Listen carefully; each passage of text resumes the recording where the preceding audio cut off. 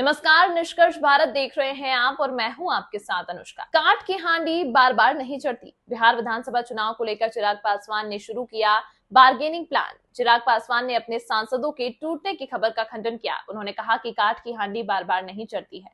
जो इस तरह की मंशा पाले हुए हैं वे भ्रम में हैं। जिन सांसदों को लेकर यह अफवाह उड़ रही है वे अपनी स्थिति सार्वजनिक कर चुके हैं। सवाल है कि पहले किसने चढ़ाई थी काठ की हांडी और इस बार कौन चढ़ रहा है।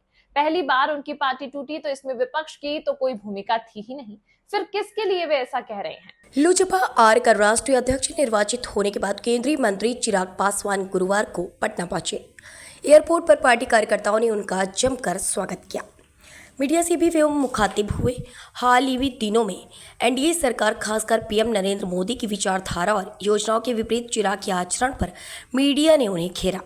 चिराग ने जवाब तो बड़े सलीके से दिया, जिसमें नरेंद्र मोदी के प्रति उनकी आस्था साफ साफ झलकी।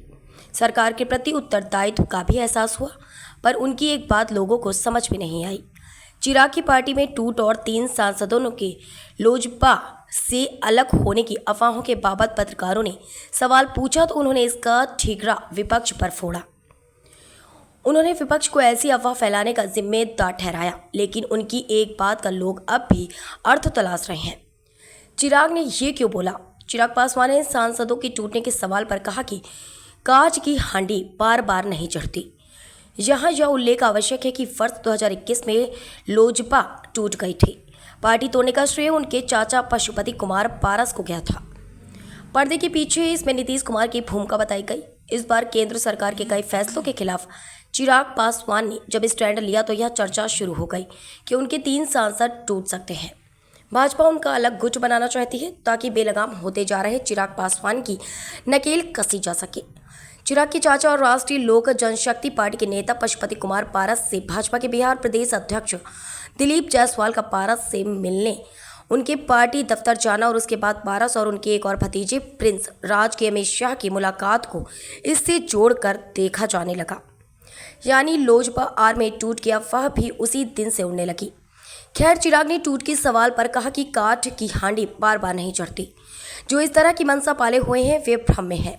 जिन सांसदों को लेकर यह अफवाह उड़ रही है वे अपनी स्थिति सार्वजनिक कर चुके हैं। कौन चढ़ा रहा कांच की हांडी? चिराग की सफाई के बाद अब सवाल यह उठता है कि कांच की हांडी चढ़ा कौन रहा है। क्या यह बात उन्होंने नीतीश कुमार के लिए कही, जिन पर असेंबली चुनाव का बदला साधने के लिए लोजपा टूट का लोगों ने संदेह किया था, या फिर भाजपा की ओर से उनका इशारा है जो यकीनन उनके हालिया आचरण से असहज स्थिति में हो गया है। चिराग ने केंद्र सरकार के लैटरल एंट्री का विरोध किया। जाति गणना को उन्होंने जरूरी माना। SC/ST आरक्षण में वर्गीकरण के सुप्रीम कोर्ट के फैसले का विरोध किया।